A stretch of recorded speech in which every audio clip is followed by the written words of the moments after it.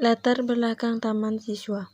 Zaman perjuangan kemerdekaan dahulu, para pejuang serta perintis kemerdekaan telah menyadari bahwa pendidikan merupakan faktor yang sangat penting dalam usaha untuk mencerdaskan kehidupan bangsa serta membebaskan dari belenggu penjajahan. Maka pada masa itu muncul seorang tokoh muda yaitu Raden Mas Suwardi Suryaningrat atau yang dikenal dengan nama Ki Hajar Dewantara. Ia bersama rekan-rekannya mencurahkan perhatian di bidang pendidikan sebagai bagian dari alat perjuangan untuk meraih kemerdekaan. Ki Hajar Dewantara yang dulunya pernah aktif di dunia politik dikenal sebagai sosok bangsawan yang memiliki pemikiran jauh ke depan. Beliau adalah tokoh bangsawan yang pada waktu itu menjadi pencetus organisasi pendidikan pertama di Indonesia. Beliaulah yang mendirikan sebuah organisasi pendidikan yaitu Sekolah Taman Siswa. Taman Siswa berdiri pada tanggal 3 bulan Juli tahun 1922 di kota Yogyakarta. Pada waktu pertama kali didirikan, Sekolah Taman Siswa ini diberi nama National Underwis Institute Taman Siswa. Tujuan dari didirikannya Taman Siswa sebagai bentuk perjuangan dalam menentang penjajahan di Indonesia. Modal perjuangan Taman Siswa tidak terbentuk partai politik, namun Taman Siswa didirikan untuk menentang penjajahan melalui jalur pendidikan dan kebudayaan. Dalam memenuhi tujuannya, Taman Siswa mengumpulkan para cendekiawan dari berbagai wilayah di Indonesia. Taman Siswa menerima para cendekiawan yang telah menempuh pendidikan di dunia barat maupun yang menempuh pendidikan di pesantren. Tujuan akhir dari Taman Siswa adalah kemerdekaan Indonesia yang kemudian berhasil diwujudkan pada tahun 1945. Awal pendirian Taman Siswa ini diawali dengan ketidakpuasan dengan pola pendidikan yang dilakukan oleh pemerintahan kolonial Belanda pada masa itu karena pada waktu itu pemerintahan Belanda masih menguasai Indonesia dan sistem pendidikannya. Pemerintahan Belanda tidak membebaskan semua rakyat Indonesia untuk bersekolah, melainkan hanya anak bangsawan dan kalangan raja saja yang boleh bersekolah. Padahal semua rakyat Indonesia sangat membutuhkan pendidikan agar bisa segera merdeka dan bebas dari belenggu penjajahan. Maka didirikanlah sebuah organisasi yaitu Taman Siswa. Taman Siswa adalah sebuah badan perjuangan kebudayaan dan pembangunan masyarakat yang menggunakan pendidikan sebagai mencapai cita-citanya.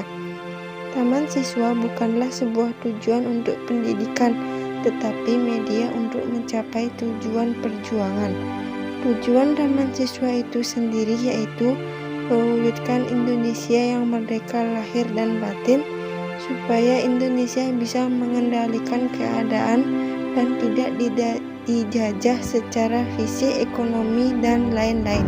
Sistem pendidikan Taman Siswa yang berasal dari berbagai sumber ide yang dinilai bermanfaat dan layak untuk dimasukkan sebagai acuan sistem pendidikan yang dicita-citakan. Salah satu konsepnya adalah AMONG. Sistem AMONG adalah suatu sistem pendidikan yang berjiwa kekeluargaan dan berisikan untuk mewajibkan pada guru supaya mengingatkan dan mementingkan kodrat anak-anak dengan tidak melupakan segala keadaan yang mengelilinginya. Oleh karena itu, alat perintah paksaan dengan hukuman yang bisa dipakai dalam pendidikan zaman dahulu harus diganti dengan aturan, yaitu memberi tuntunan dan menyongkong pada anak-anak di dalam mereka bertumbuh dan berkembang. Taman Siswa memiliki sebuah asas yaitu Asas 1922. Asas 1922 adalah sebuah asas perjuangan yang di dalamnya terkandung dasar-dasar yang menjelaskan sifat-sifat Taman Siswa. Asas yang pertama yaitu setiap orang berhak mengatur dirinya sendiri dengan mengingat arti persatuan dalam kehidupan umum agar tercipta kedamaian.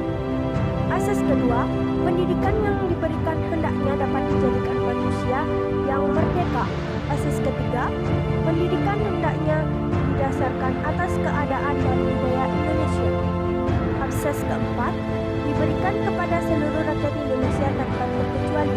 Asas kelima, untuk mencapai asas kemerdekaan maka kita harus bekerja sesuai dengan kemampuan diri sendiri.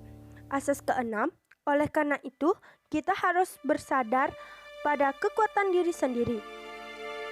Asas ketujuh, pamong hendaknya mendidik anak-anak dengan sepenuh hati, tulus, ikhlas, dan tanpa mengharapkan imbalan. Selain memiliki asas dan juga kegiatan belajar mengajar di sekolah, Taman Siswa mengadakan sebuah kongres pada tahun 1946 yang menghasilkan Pancadharma Taman Siswa. Isi dari Pancadharma Taman Siswa, yang pertama, asas kemerdekaan, yang kedua, asas kodrat alam, yang ketiga, asas kebangsaan, yang keempat, asas kebudayaan, dan yang terakhir, 5. Asas kemanusiaan. Selain itu, organisasi Taman Siswa memiliki sebuah pedoman yang masih diterapkan hingga sekarang, yang kerap disebut Patram Triloka. Isi dari Patram Triloka yaitu yang pertama, Ingarso Suntulodo, yang berarti di depan memberi teladan. Yang kedua, Ing Madya Mangun Karse, yang berarti di tengah membangun semangat. Dan yang ketiga, Keduri Handayani, yang berarti di belakang memberikan dorongan. Dengan berdirinya organisasi Taman Siswa membuat pemerintahan Belanda merasa cemas dengan pendidikan yang telah dibentuk. Pada akhirnya muncullah berbagai kritik baik dari kalangan bangsa Indonesia maupun dari kalangan pemerintah kolonial Belanda. Pada tahun 1932 diberlakukanlah sebuah ordonansi sekolah liar dengan tujuan untuk membatasi perkembangan pendidikan alternatif Indonesia, termasuk Taman Siswa. Semenjak berlakunya ordonansi tersebut, para guru yang terlibat partai politik dilarang mengajar. Penutupan Taman Siswa tidak menghentikan aktivitas pendidikan Taman Siswa. Guru dan murid Taman Siswa tetap melanjutkan pendidikan dengan cara sembunyi-sembunyi. Akhirnya, pertempuran dan kekacauan yang sempat ditimbulkan oleh kegelisahan Belanda, dunia pendidikan rakyat Indonesia pun masih dikencang. Pada awalnya, kedatangan penjajahan Jepang yang masih dianggap menguntungkan bagi rakyat Indonesia, namun justru tidak membaik karena sekolah-sekolah akhirnya tidak dioperasikan lagi karena banyak guru yang harus bekerja sebagai romusa. Namun di wilayah Yogyakarta, organisasi Taman Siswa ini masih diberi izin dan pihak Taman Siswa sendiri memanfaatkan kelonggaran tersebut untuk membuat program baru yaitu tentang bela negara. Setelah berakhirnya masa-masa penjajahan Jepang, akhirnya Taman Siswa mulai berkembang kembali dan dioperasikan kembali. Kemudian, setelah Indonesia merdeka, Ki Hajar Dewantara mengadakan sebuah rapat di kota Yogyakarta. Berikut hasil dari rapat tersebut, yaitu yang pertama, tujuan dari Taman Siswa telah tercapai dengan kemerdekaan bangsa Indonesia. Yang kedua, Taman Siswa harus tetap diadakan dan berjalan karena masih dibutuhkan untuk rakyat Indonesia mengenyam pendidikan.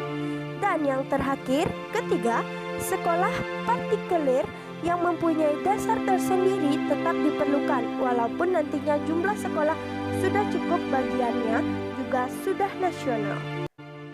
Sekian dari materi yang bisa kami sampaikan, dan apabila ada kata-kata yang salah mohon dimaafkan. Kami ucapkan terima kasih.